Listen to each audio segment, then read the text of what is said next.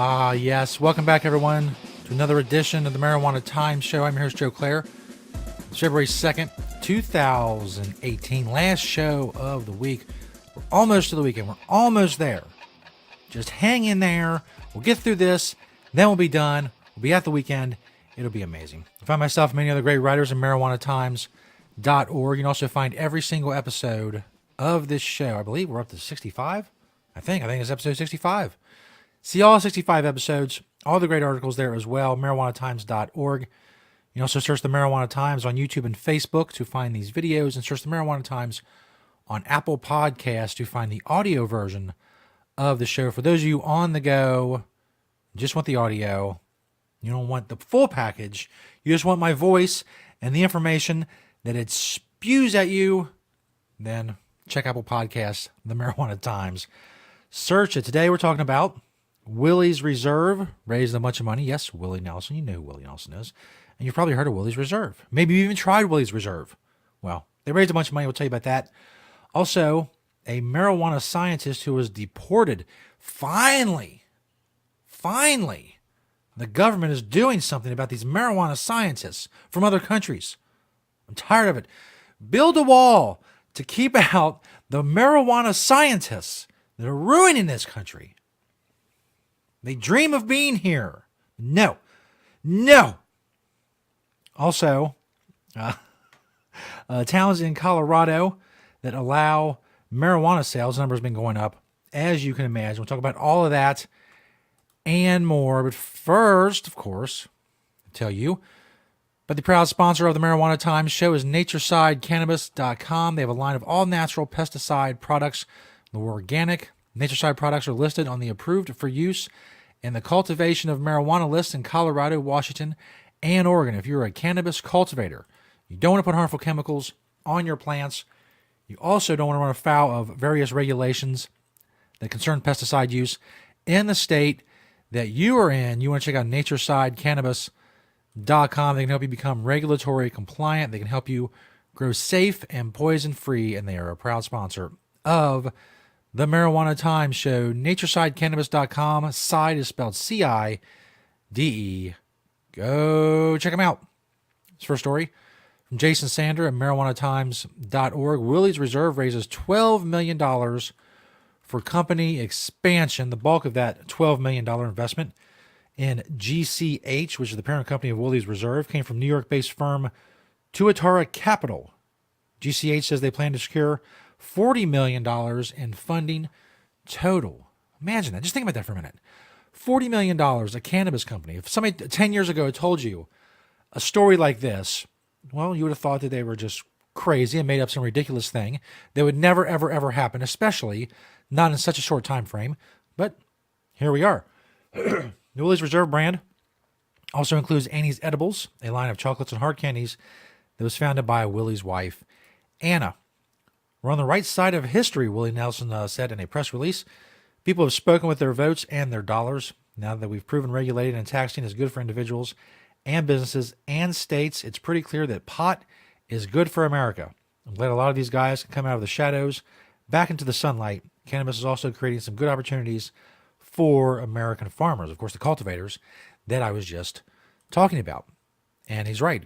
Companies like Willies Reserve and just dozens and dozens of huge companies are raising tons of money to create the legal supply that's going to be needed for the demand that is out there. As I've said many, many times before, the demand for cannabis is already set. Whatever, estimates you look at, 20 million, 24 million, 30 million regular cannabis users in the United States. They need legal supply. If you're going to switch the illegal market, you're going to get them from the illegal market to the legal market. You're going to need a huge legal supply, a ton of marijuana products. And companies like Willie Nelson's Reserve, and as I said, many others are doing just that, raising incredible amounts of capital to build this industry. And it's a great thing to see. And again, to see it in such a short time frame, relatively. Just all of this happened just over the last several years, and it's when you're talking about recreational legalization, especially, and most of the states have legalized for medical use as well. If you look at the last decade, all of this has taken place, and it's simply amazing. This next story is from Hold on. Let me switch over here. JTA.org. That is the Jewish Telegraph Agency.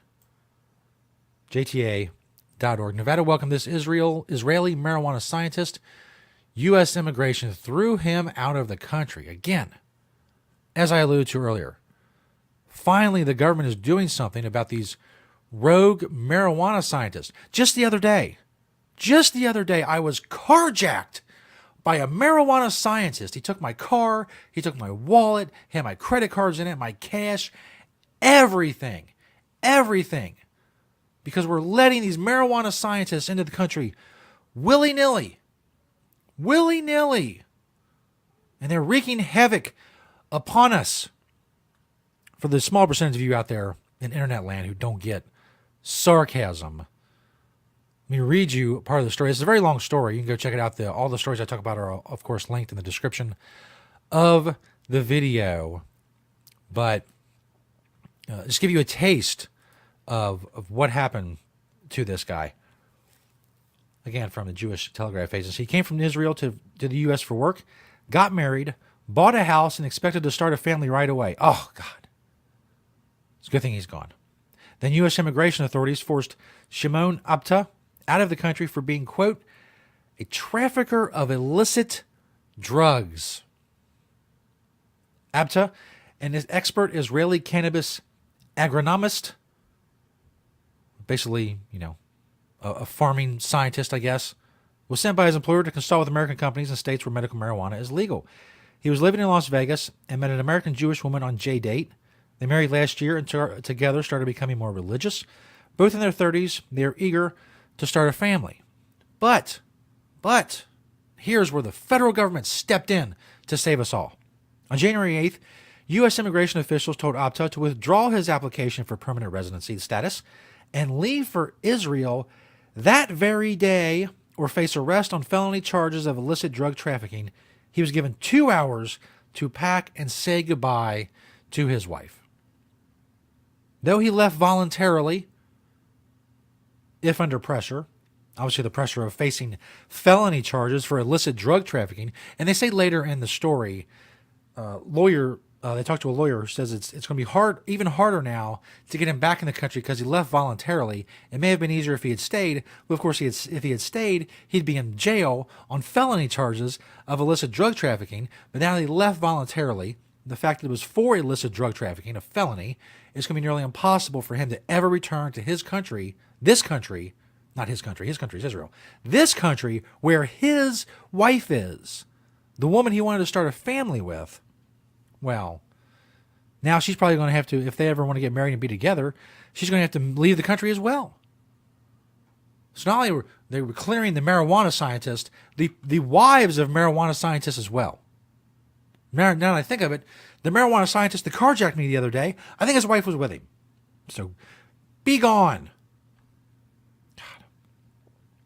So even though he left voluntarily, when he landed in San Francisco to change planes, uninformed Border Patrol agents, uninformed government agencies and people and agents, that seems unlikely, boarded his flight and escorted him off, handcuffing him in full view of other passengers. Apta told JTA. They confiscated his passport, cell phone, and cigarettes and refused to tell him where they were taking him. They wouldn't let him answer the phone as his wife called repeatedly, frantically, she told JTA. Eventually, they walked Apta through the airport to his connecting flight. Other passengers stared as the bearded Israeli, surrounded by uniformed officers, was ushered to a gate. Now Apta is in Israel while his wife remains in Las Vegas, finishing a master's degree that will ironically equip her to counsel opioid addicts. Evil person. Evil wives marry evil husbands. Master's degree. Helping opioid addicts. How dare you? They desperately want to be reunited. They both told JTA in separate interviews. But again, as I said later in the article, lawyers point out, well, that's going to be nearly impossible now that he, quote-unquote, voluntarily left the country, which is ridiculous. I mean, if your choice is between leaving the country and being arrested on felony charges of drug trafficking, that's not really a choice, is it? It's like asking, well, you want to be shot in the right leg or the left leg? Oh, I don't know. I prefer neither. So that's what's going on. That's what your government is up to. How many resources were wasted to destroy this guy's life? I would say a lot, because not only do you have to destroy someone's life, well, you got to blow a lot of money doing it, because that's important. One less marijuana scientist in the country. I hope you all sleep better tonight, knowing that this man has been deported. Very important stuff going on. This last story from westward.com. How many towns in Colorado allow marijuana sales? Colorado has no shortage of recreational marijuana dispensaries, with nearly 510 licenses issued for such businesses as of January of 2018, according to the Marijuana Enforcement Division in Colorado.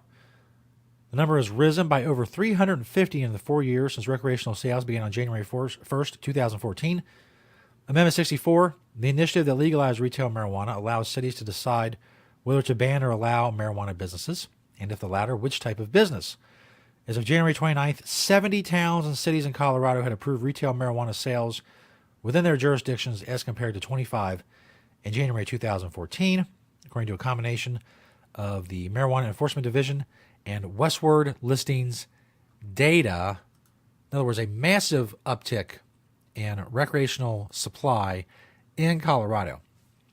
And when various recreational legalization measures come up in states, there are some people that say, well, we shouldn't give towns and cities the ability to ban these businesses. Now, I'm very much in favor of local control, and if the voters of a city get together and all say, even if uninformed as they may be, that they don't want marijuana retail shops in their city, I think they should be able to do that, because this is what happens right here. The people in that city, over a certain number of years, which is going from 25 towns and cities to 70 in just 4 years, they see other cities and towns getting the tax revenue, getting the jobs. They see that nothing really horrible is going on. I mean, it's not like having a bar in your town where a bunch of drunk, violent people frequent every night. It's not having a liquor store where guys can go and buy copious amounts of alcohol and then go home and beat their families. It's a retail marijuana dispensary. And eventually, more and more towns and cities change their mind in regards to this, especially if they start losing people. People start moving to the places where they can get a job at a recreational shop or they can buy marijuana legally. Then the city suffers even more. That's more tax money leaving the city. So in a short amount of time, and again, as pointed out, this is borne out in this story, more cities and towns will decide that, you know what, maybe we banned dispensaries or retail shops or cultivators or whatever initially, but maybe that was wrong.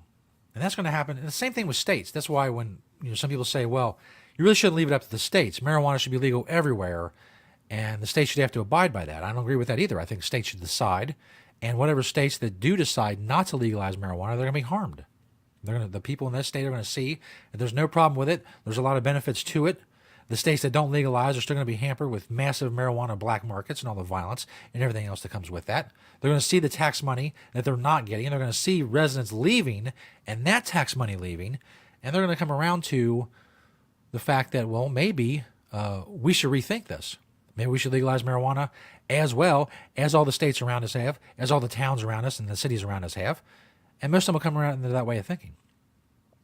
Again, as borne out in this story. That's going to do it for me. That's going to do it for us for the week. Now, the weekend is officially here. Thanks, everybody, for checking out the Marijuana Times show. Thank you to NatureSideCannabis.com, organic, all-natural pesticides, for sponsoring the show. Email us at info@marijuanatimes.org if you want to be a sponsor, info@marijuanatimes.org. Make sure you go rate us and comment on Apple Podcasts. Search the Marijuana Times. Like, share these videos. Comment on them as well. Spread the word and help us spread the truth about cannabis. It's February 2nd, 2018. This is the Marijuana Times show. Thanks, everybody. We'll see you next week.